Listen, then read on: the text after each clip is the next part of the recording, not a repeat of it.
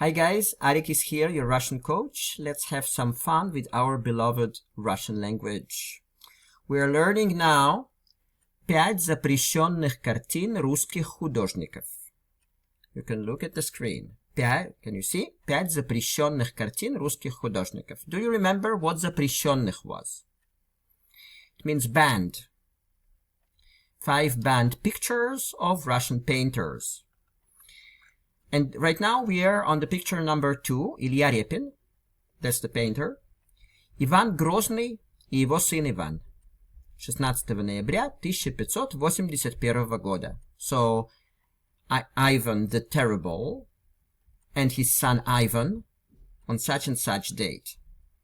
So look at this picture, and we learn that there was a story, there was kind of a legend, that Ivan the Terrible himself killed his son. But it was unverified. Let's review our previous paragraph, the last one at the last lesson, starting with по сюжету. If you do not have your materials printed, please open the link below this video. So let's just review that.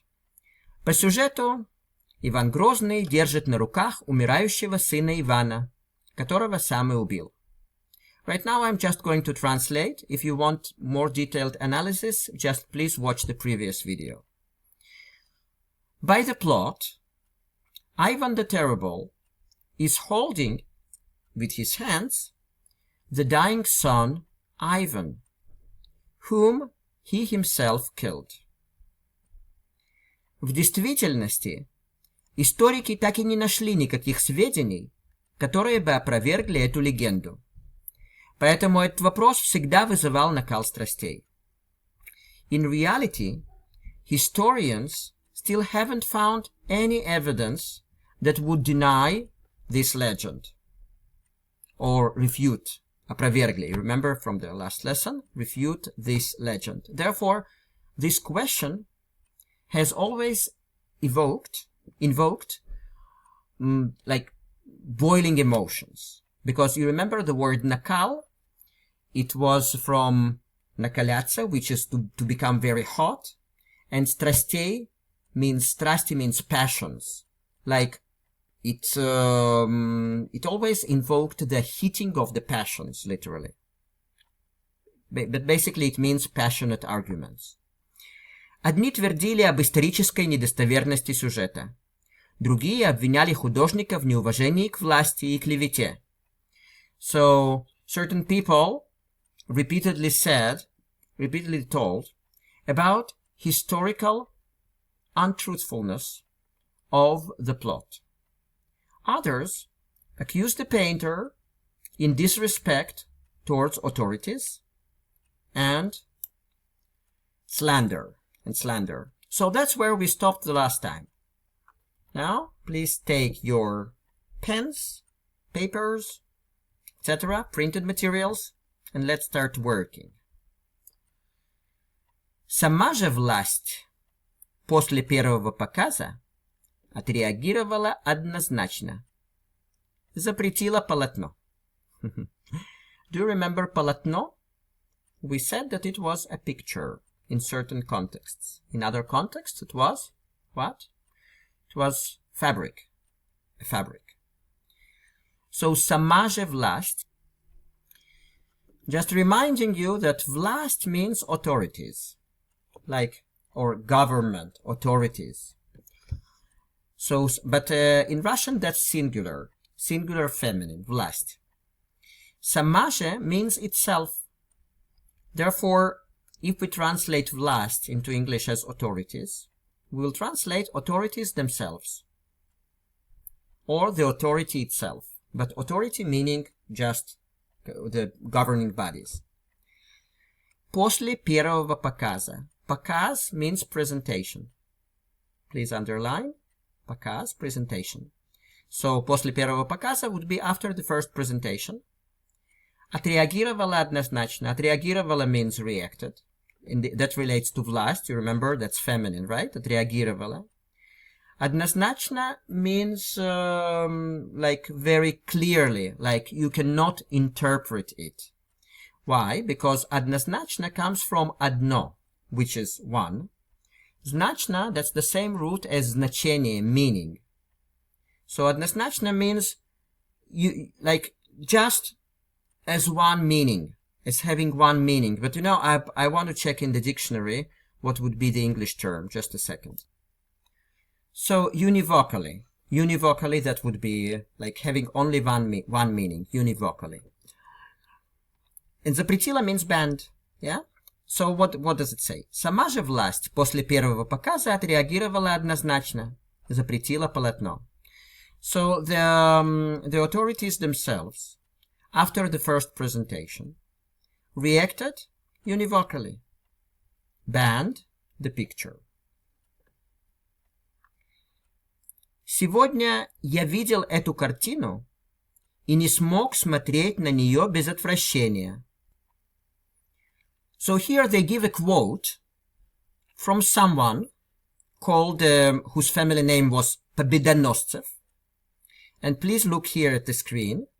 His job, his position was обер-прокурор Священного Синода. Now, I'm just going to give you a little historical reference. Святейшего Синода, not Священного, Святейшего Синода. So, Святейший Synod was a governing body of a Russian Orthodox Church. Святейший Synod in the Tsarist Russia. Ober-Prokuror, like Ober-Procurator, was a person from the Tsarist government overlooking this Святейший Synod. So it was actually a governmental worker who was overlooking the activity of this governing body of the church. So that's Ober-Prokuror, Ober-Procurator. Yeah? And Святейший Synod, Святейший would be the holiest. And Synod, I guess that would be the same word. So we are talking now about this guy who held the job of Ober-Prokuror Святейшего Синода по фамилии Победоносцев, with the family name of Победоносцев. And he said the following. Сегодня я видел эту картину и не мог смотреть на нее без отвращения. So today I saw that picture и не мог, and I couldn't, смотреть на нее, look at it, без отвращения. Отвращение means disgust. So, без отвращения, without disgust. Couldn't look at it without disgust. And then he continues. Удивительное ныне художестве без малейших идеалов, только с чувством голого реализма и с тенденцией критики и обличения. Now, here he uses художестве, but actually in modern Russian it should be художество. So I don't know whether it's a mistake here or in the old Russian it was acceptable. I don't know. But in modern Russian that would be удивительное ныне художество. Художество means basically art of painting. That's художество. That's a general term of painting or art of painting. Ныне means now. Удивительное means peculiar. So удивительное ныне художество. Peculiar now painting. So in English they would say, what a peculiar painting nowadays. Без малейших идеалов. So без means without. Малейших means smallest. Идеалов, ideals. Without smallest ideals. Without tiniest ideals. Только с чувством голого реализма. Чувство means sense. Голого реализма. So голый, basically it means naked. But here I would say bare. Bare realism or naked realism. But naked not in the meaning that people are naked in the pictures, but just like sheer or like pure. You understand, right? Bare realism is тенденцией критики, and with the tendency, тенденция means tendency of criticizing, критика means criticism, и обличение. Обличение, that's a literary word for accusation. So this guy continues. Удивительное ныне художество, без малейших идеалов, только с чувством голого реализма и с тенденцией критики и обличения. What a peculiar painting nowadays. Without the tiniest ideals, only with the sense of naked realism, and with the tendency of criticism and accusation. Так писал царю обер-прокурор Святейшего Синода по фамилии Победоносцев в письме к царю Александру Третьему. So wrote, נכון? Так писал, so wrote to the Tsar, Ober-Procurator of the Holiest Synod, with the family name Победоносцев, в письме к царю Александру Третьему. So in the letter to the Tsar Alexander III. You see? Well done. That's not an easy material. You did it. Now listen to this whole paragraph. Actually, I will even read both of those paragraphs for you, so that you have a little more practice, without translation. По сюжету Иван Грозный держит на руках умирающего сына Ивана, которого сам и убил. В действительности историки так и не нашли никаких сведений, которые бы опровергли эту легенду. Поэтому этот вопрос всегда вызывал накал страстей. Одни твердили об исторической недостоверности сюжета, другие обвиняли художника в неуважении к власти и клевете. Сама же власть после первого показа отреагировала однозначно. Запретила полотно. Сегодня я видел эту картину и не мог смотреть на нее без отвращения. Удивительное ныне художество, без малейших идеалов, только с чувством голого реализма и с тенденцией критики и обличения. Так писал царю обер-прокурор Святейшего Синода по фамилии Победоносцев в письме к царю Александру Третьему. Okay, guys, well done. You advanced very well. Now our third picture, полотно, remember полотно? Big painting, big picture.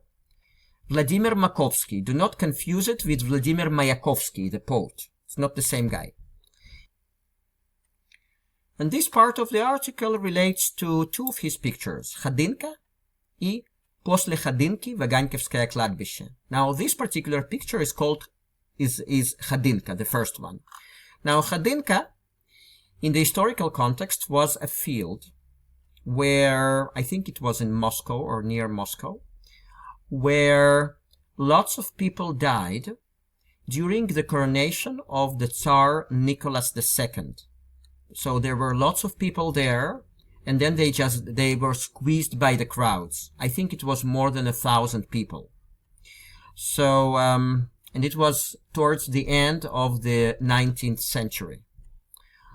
So when they say Ходынка, basically it depicts this kind of procession relating to the coronation of Nicholas II.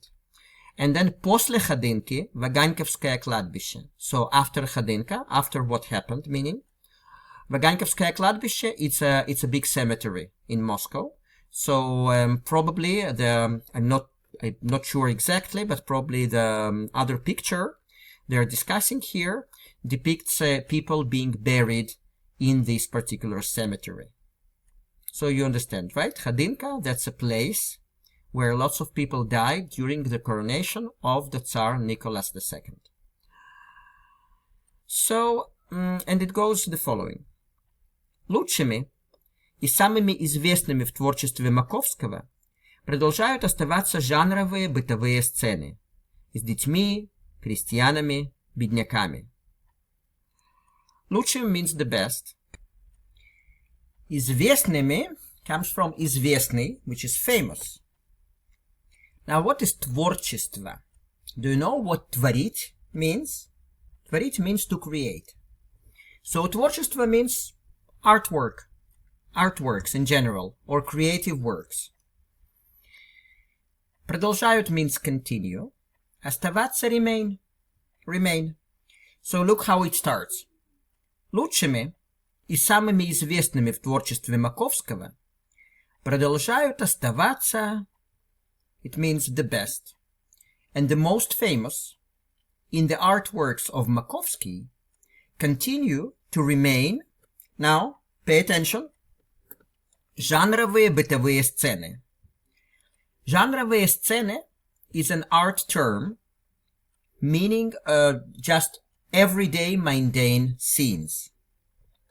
And бытовые, that's pretty much the same. It also means mundane. So please underline the word бытовые and write above that mundane. And жанровые сцены, underline it as one term, and it also means, in the art terms, mundane scenes, everyday scenes. Therefore, жанровые бытовые сцены, we will translate that as everyday mundane scenes. Крестьянами comes from крестьяне, which is peasants. And бедняками means poor people. So now please see how it all works together. Лучшими и самыми известными в творчестве Маковского продолжают оставаться жанровые бытовые сцены с детьми, крестьянами, бедняками. The best and the most famous in the artworks of Makovsky continue to remain the everyday mundane scenes with children, peasants, poor people. Но однажды художник застал одно из самых страшных событий за время царствования Николая II. Он стал свидетелем трагедии на Ходынском поле, массовой давки 1896 года во время коронации Николая II на окраине Москвы. Let's go over the vocabulary. Однажды means one time. Художник застал. Застал means was a witness to. So that's застал. Was a witness to. Одно из, one of. Самых страшных. So what is страшный? It means scary. Самый means the most. So одно из самых страшных событий means one of the most scary, one of the scariest events. Because событий comes from события, which is events. За время царствования Николая II. So за время, in the time of. За время, in the time of. Царствование means like reign. Do you know? The reign of the king. R-E-I-G-N. Reign. Which basically means the period of royal authority. So that's царствование. Царствование Николая II, the reign of Nicholas II. Он стал свидетелем, so он стал, he became, obviously, свидетелем, свидетель means witness. So you see, we had застал, witnessed, as a verb, and свидетель, that's a witness. So он стал свидетелем, he became a witness. So массовой давки. So what is массовой давки? Давки comes from давка, which is a crowd crash. Crowd crash. So mass crowd crash. Во время коронации, at the time of coronation, Николая на окраине Москвы. Окраина means the edge. So на окраине Москвы would be at the edge of Moscow. Now let's see how it all works together. Но однажды художник застал одно из самых страшных событий за время царствования Николая II. But one time, the painter was a witness of one of the scariest events at the time of the reign of Nicholas II. Он стал свидетелем трагедии на Ходынском поле. He became a witness of the tragedy of on the Ходынский field. Поле means field. Массовой давки 1896 года. The mass crowd crash of 1896. во время коронации Николая II, during the coronation of Nicholas II, на окраине Москвы, at the edge of Moscow. Yeah, that's quite a long sentence. I will read it again to you and give it to you again in translation. Но однажды художник застал одно из самых страшных событий за время царствования Николая II. Он стал свидетелем трагедии на Ходынском поле, массовой давки 1896 года во время коронации Николая II на окраине Москвы. But one time, the painter became a witness of one of the scariest events during the time of the reign of Nicholas II. He became a witness of tragedy on the Khadinsky field. Mass crowd crash of 1896 during the time of the coronation of Nicholas II at the age of Moscow. Тысячи людей тогда пришли за обещанными подарками по случаю коронации. Испугались, что им не достанется, и начали прорываться к пунктам выдачи. So тысячи людей, thousands of people. Тогда means then, пришли, came, за обещанными подарками. So подарки obviously means gifts. Обещанными promised. So за обещанными подарками means for the promised gifts. По случаю коронации. По случаю, please underline it together as one expression. По случаю means on the occasion of. On the occasion of. Or for the occasion of. So по случаю коронации. For the occasion of the coronation. Испугались, что им не достанется. So испугались means they got scared. Что им не достанется. Не достанется means so им не достанется. You can underline this as one expression. Им не достанется means literally to them won't be enough. But in proper English that would be that they won't get it. So им не достанется.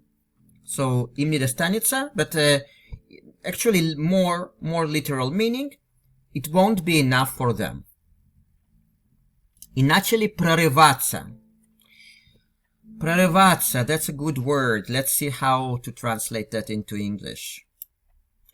So look, прорываться к, good translation would be to push their way to. Push their way to.